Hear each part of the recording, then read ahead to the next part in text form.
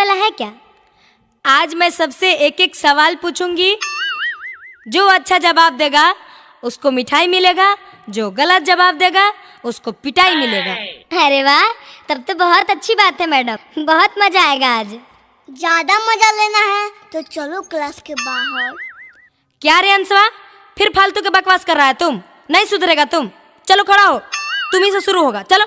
रुक जाइए मैडम, पहले हम आपसे टेस्ट लेंगे कि आप मेरे से पूछने लायक हैं कि नहीं। हम कुछ सवाल पूछेंगे। अच्छा, अब तुम मेरा टेस्ट लेगा?